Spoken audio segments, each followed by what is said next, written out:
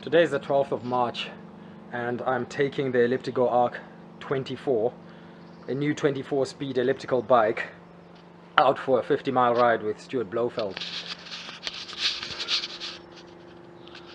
Just like the ElliptiGO Arc 8 speed, the 24 has got an 8 speed cassette.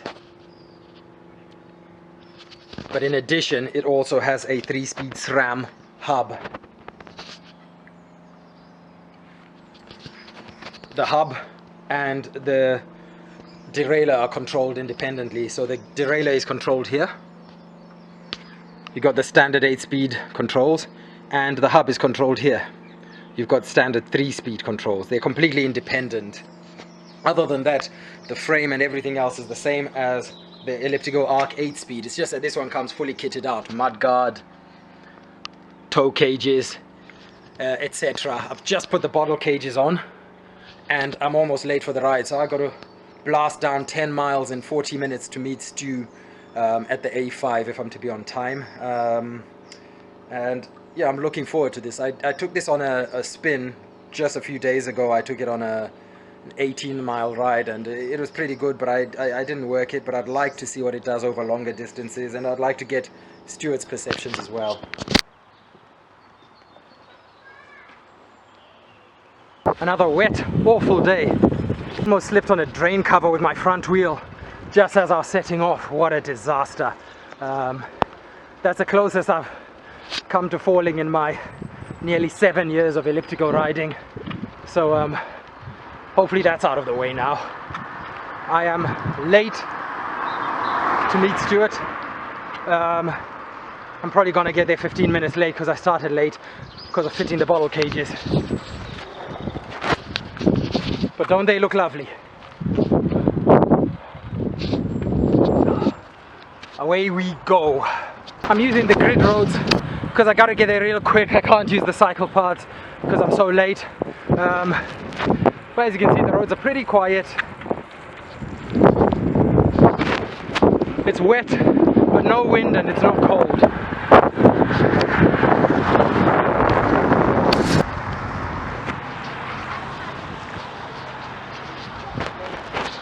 He's not here.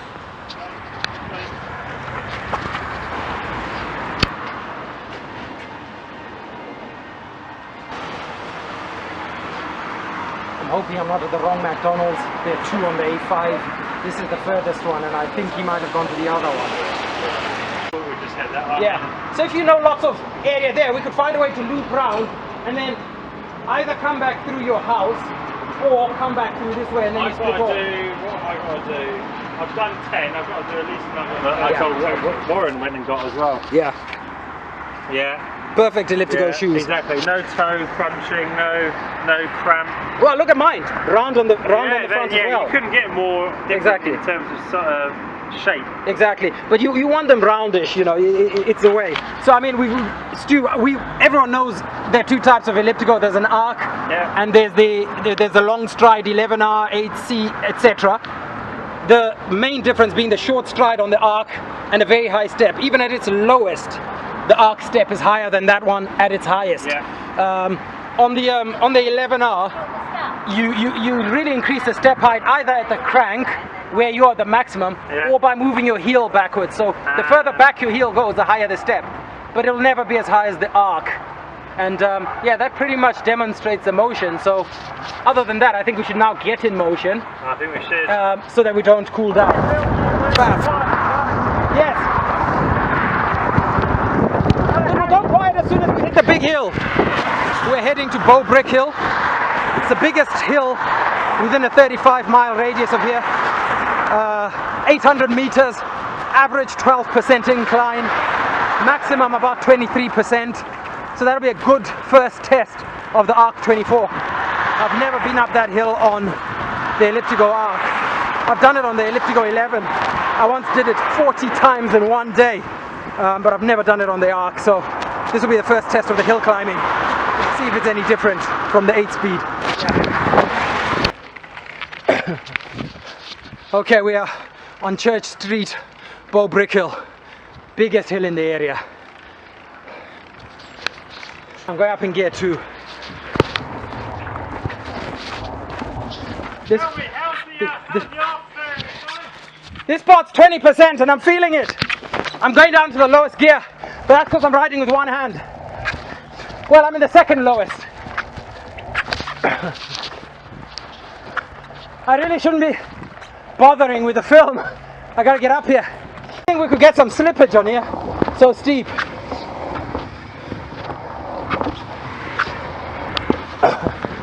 Motion footage. So this is the Arc 24 in action. I'm in fourth gear. Fourth gear. Which is what I'll be in the 8C as well on this part. It's about a 8% grade here. Yeah, around 8 here. This is the easiest part of the hill. That's it. There's the hub that everyone's talking about. And there's the man everyone's talking about. Not quite. I think we've done well there, Stu. Footage wise.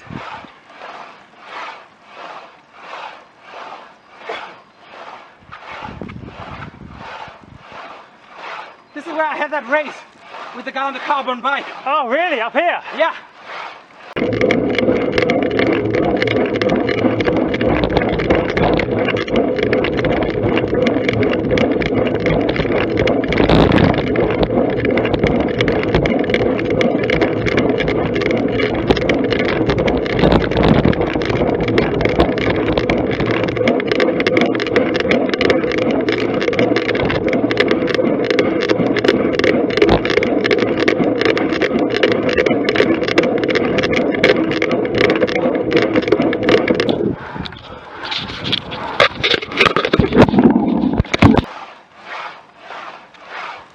This is where I overtook him this stretch. There we go.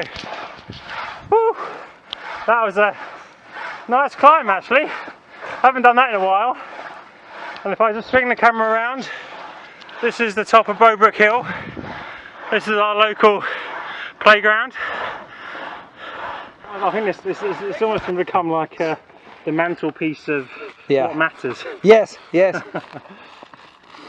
These are Stu's mementos from his 2,000 kilometer Wild Atlantic Way ride. He was given this to look after him, and it definitely looked after him. Definitely helped. And this is his ride number.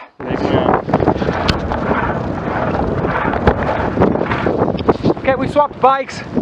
Stu's on the 24 speed, I'm on the 11 speed.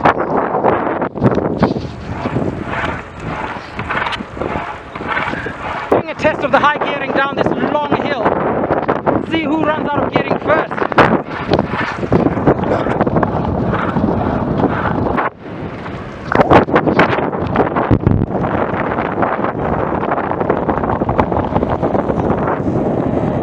Right, Stu, we could go this way.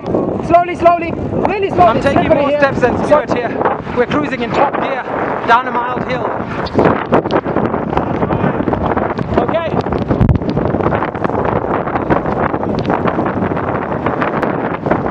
So the 24 definitely has higher gearing than the 11R.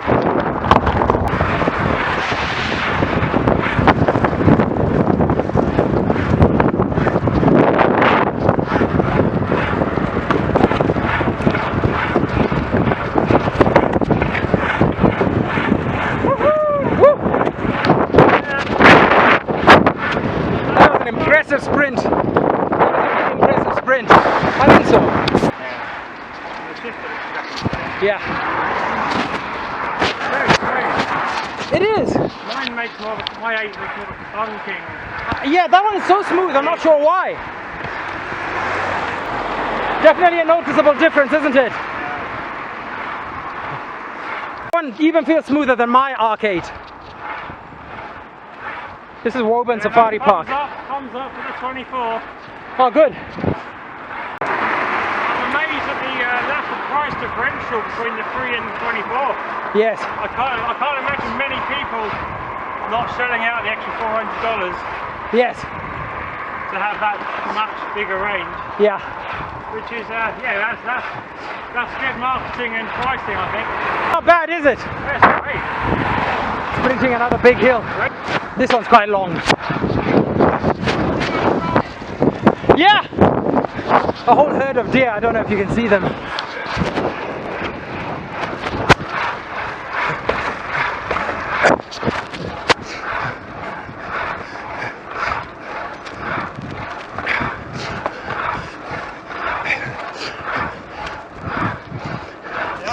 The quad master. Ah, that's the quad master, all right? That's what you call it. Yeah. The quad master. Exactly. Sounds like an American fitness device.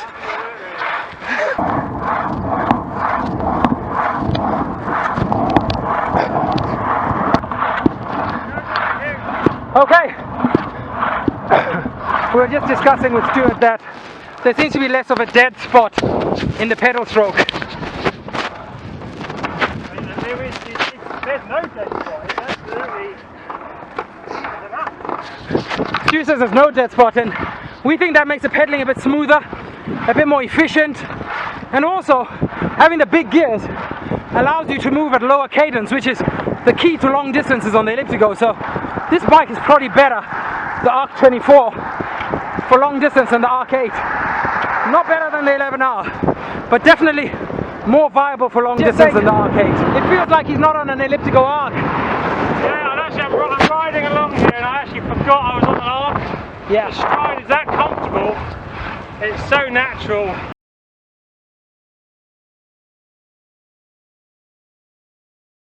Okay, we swapped bikes again. Stu back on the 11, me back on the Arc. I noticed the smoothness of the Arc compared to the other 8-speed Arc, but it's such a high step compared to the 11R. The 11R is just so natural. It's so sustainable.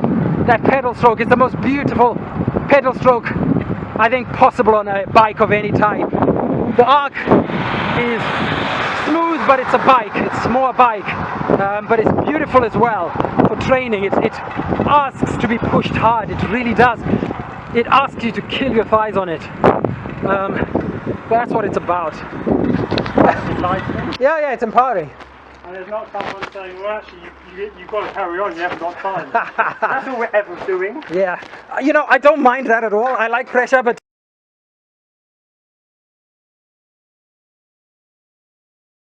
Stu and I are about to part company now. We're back in Woburn, just passing the Brickhill.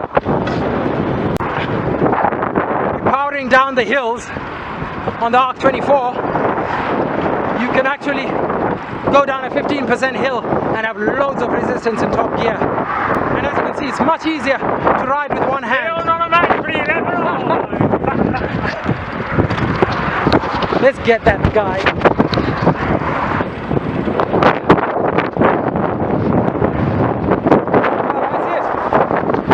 Heading home, 5 miles to go. My quads have started cramping. Cramps in my quads. Very rare for me on the Arc, but it happens on the 11. Maybe it's because I was riding on the 11 and mixing it up. It was quite a hard ride Stu and I did. Lots of hills as well. So yeah, 5 miles with cramps in my thighs. That makes it a proper ride. Wouldn't be the same otherwise. That was quite a ride. I was having cramps in the last 5 miles and it was uphill for the last 5 miles. But I found that the best way to recover from the cramps was to put it in the higher gears, lower cadence, and my legs actually recovered. So I got here okay, but totally knackered. I really need to get fitter. It's all about getting back in shape. I've been kind of out of training for the last month, so I hope this is the beginning. But what a machine. This is a fantastic machine. It's a totally new dimension to the ElliptiGO family of bikes.